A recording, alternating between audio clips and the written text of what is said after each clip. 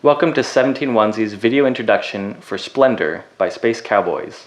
It plays 2 to 4 players in about half an hour, and it's a game about getting gems to get more gems.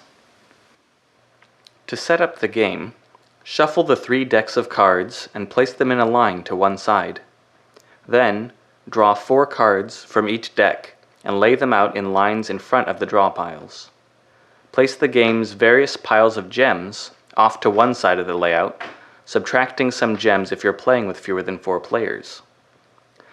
Then shuffle the stack of noble tiles and place 1 for each player plus 1 off to another side of the grid of cards.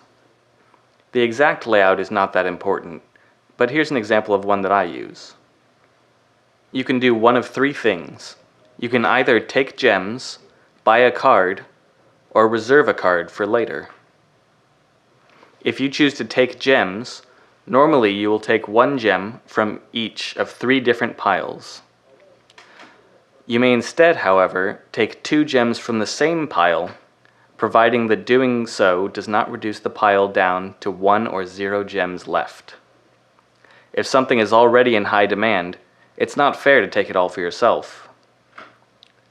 You're never allowed to have more than 10 gems in your possession, by the way, so if you ever end up with more than that after taking some, give some back to the bank until you have 10 again. Also, you are not allowed to take gold gems, but we'll talk about those later.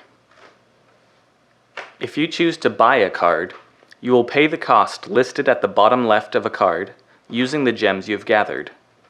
These gems go back to the bank. The card will go in front of you and it's yours for the rest of the game. Refill any empty spaces for cards immediately. Notice that each card has listed on it a symbol of a gem at the top right. This is basically a permanent version of that gem for use in buying cards. If I have a card with a red gem on it, then anytime I go to pay red gems, I can pay one of them using this red card, but the card stays with me. The rest will have to be gem tokens I collected. As you buy more cards, you can spend fewer and fewer gems as your discounts stack up. 2 red gem cards and 1 black gem card will let me buy this one for free. Now let's talk about reserving cards. Sometimes you really want a card, but you can't quite pay for it yet, and you're pretty sure that your sneaky opponent is going to take it next turn before you get a chance. This is a perfect opportunity to reserve a card. Reserving a card just means taking it in your hand or putting it face down in front of you.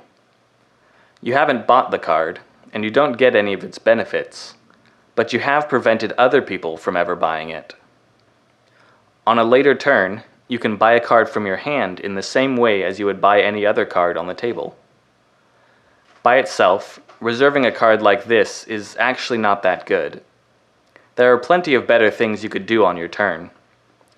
That's why when you reserve a card, you also receive 1 gold token from the bank. In fact, this is the only way to get a gold token. A gold token is a wild gem. It counts as any color of gem that you need at the moment. That's pretty good. Let's talk about these noble tiles now. You cannot buy a noble tile. In order to get one, you simply have to build up a set of cards that contains at least the set listed on the noble. Your gem tokens don't help here. Once you have collected one of the noble's sets, you will get a visit from that noble automatically at the end of your turn. If you qualify for more than 1, choose only 1 per turn. Notice that some of these cards have numbers on them, as do the noble tiles. Those are points, and that's how you actually win Splendor. Once someone has reached 15 or more points total, the end of the game is triggered. The game will actually be over right before the first player gets another turn, so keep track of who was the first player. Once the game is actually over, the player with the most points wins.